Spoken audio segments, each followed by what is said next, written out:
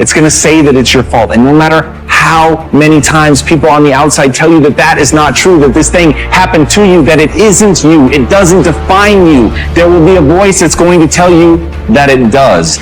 His mother said, "We just must not realize how bad it is." Well, the reality is, he just made a decision. He decided that he was going to manage his state. Why? To sorry. You cannot keep depending on sorry. Better. Better. Much better.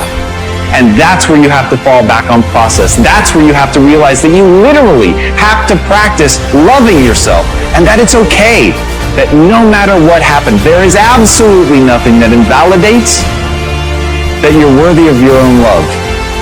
But you've got to practice it. You've got to be willing to do it. You've got to be willing to put in the reps. You've got to know that it's not going to feel right, but you've got to know on the other side of that is a vision of your life where you actually do love yourself. Because you took the time to say it. You took the time to practice it. You took the time to sit there and feel stupid and say that you love yourself. And sometimes just putting in the work. Because he saw the alternative as much more painful. He said, look, I got one of two choices. I can feel bad emotionally about everything I've lost and just make my total life a mess emotionally and have more pain to add to my physical pain, or I can focus on what I'm going to do, which means I can at least focus on is what you need to do to get strong. So put in the work. I want you to burn into your nervous system the following statement, because it is a fundamental truth of the human condition. It is literally the baseline physics of what it means to be a person. As Earl Nightingale said, we become what we think about. And that's an idea that I want you to hold firmly in your mind. That's something that I really want you to internalize. I really want you to stop right now. Whatever you're doing, I want you to stop, lean into this video and listen to what I'm saying. You will become what you think about. Really think about that for a second, as if it wasn't just a phrase, as if it's more than just words, as if it were a truth about how the brain works, because it is.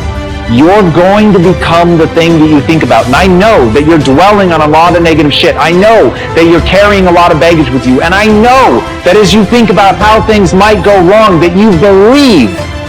About 8 years later, he's flying his airplane with 3 other friends in Colorado, and he made himself a rather big mistake. He didn't go through his checklist, and he didn't notice that there was frost that had developed on the wing, and when he took off, he crashed. 3 people walked away. He was not one of them. He was paralyzed from the waist down for life. So they cut off his toes, since he didn't need them anymore, and sewed them on his hands so he'd have something to be able to grasp things with. He's stuck in a wheelchair now for life. Of course, he doesn't look at as stuck in a wheelchair. In fact, you say, at this point he must have given up, right? No. Even after his wife left him, he said, look, I don't want to be around a fried cripple. Even after all that, he still didn't give up. He turned around, and the city he was living in Colorado had some major problems. He decided to become the mayor of that town. After that, he decided to run for lieutenant governor of the state of Colorado. He placed 3rd in a group of 6, and he ran on the issues, not on a sympathy vote. Onward and upward. Doing all the things that will make you better depends on how you think, how you feel, what you do, how you proceed. But let sorry go. We don't need that. You don't need that. Don't be the sorriest person. Be the better person. Lift yourself up. Stop with the excuses. Stop doing things that you know that is not right. Because you can't be rewarded for that. And he campaigned door to door. Now remember, this guy didn't look too terribly good. In fact, he used to wear a button that said, send me to the governor's mansion, and I won't just be another pretty face. Kind of a nice way to interrupt people's patterns and make them associate something new to you. Now, he didn't win the lieutenant governor's place. He still didn't give up.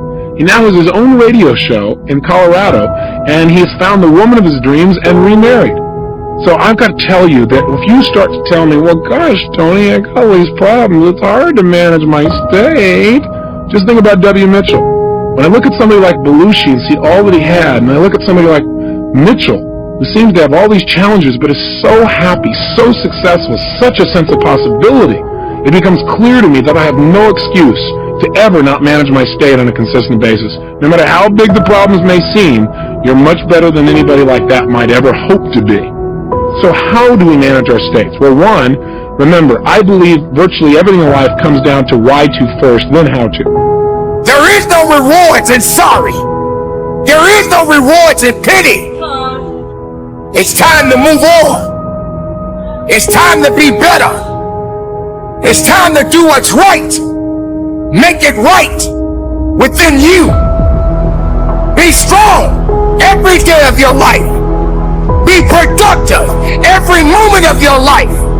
And from the bottom of my heart, do better, be better, and conduct your business. It's cruel and unusual punishment. And I was a little boy knocking on the door. Hello, would you like to buy a nice working television set? No money down? No! Bam! They slammed the door in your face. And a friend of mine that was working with me, they slammed the door in his face, and I looked back and he was going to the car. He said, I can't do this. And he sat down in the car and he said, you go ahead, I'll be here when you get back. Now he had a mother and father to take care of him. My mother was ill. I am adopted. I was hungry. I had to go on. I learned something about myself. That when you step into your fears, somebody said, it was Winston Churchill, he said that courage is going from failure to failure without losing enthusiasm. When you step into your fears and continue to push yourself to go on, something happens for you. It will enable you to transcend yourself. I went to the next door. You like to buy a nice working television? No! Bam! Went to the next one. No! Bam! After a while, I no longer took it personal. And I began to play a game. I said, well, I know there's a yes out here somewhere, and I'm going to keep on till I find it. You're learning. And when you're learning, you are growing. You are growing to be something unique. You are growing to serve a purpose. Do not let failure confuse your opportunities. Let failure serve its purpose. Nothing happens overnight. It is a process. And the time will come where you will reflect on the many failures that you have embarked on. And for that, you will become greater than you was yesterday. So keep up the good fight. Keep pushing forward and learn from the failures and move forward with a purpose. For purpose is within you, and only failure is there to teach you. And I'm not going home until I do. And I continue to knock on doors. And then somebody eventually would say yes. And I said, are you sure? And I would go in there and I would get the sale. When you have something you want to do, if you don't develop the courage to do that which has been given you to do, and you spend a lot of time going around trying to convince other people or trying to get their approval, what will happen is that you will lose your nerve. And other people will convince you that what you're doing doesn't have any value, and you'll give up on your dream. It's an interesting thing about life, I've also found, that if you don't have the courage to act, sometimes and particularly if you have something special to do, life will move on you. Abraham Maslow said that the life is about growth, and he said you could either go back to your comfort zone, and there you won't find any growth, or you must be willing to go forward and face your fears again and again and again.